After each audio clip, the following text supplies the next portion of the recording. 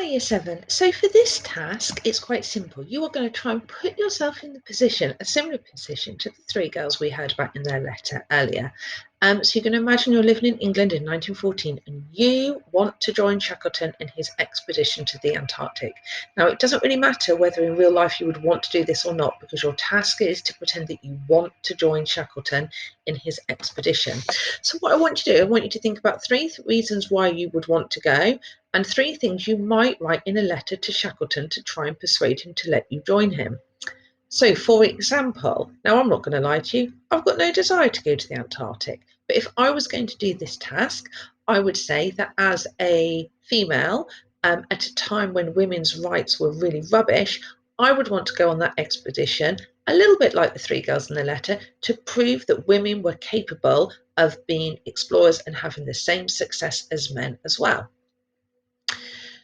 Actually, when I think about the things I would write in my letter to Shackleton, I would want to put a persuasive reason as to why that's good. I want to support that reason.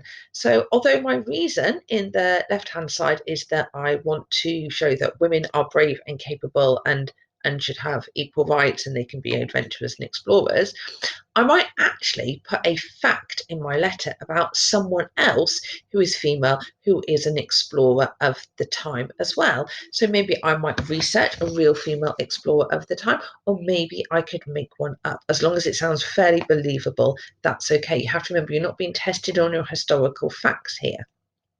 But there are plenty of people that could be used, and plenty of female adventurers of the time that could be used as well. Perhaps another reason why I would want to go on this expedition is because I want to see more of the world. I have never been to the Antarctic. Perhaps I'm going to pretend I've never been out of England.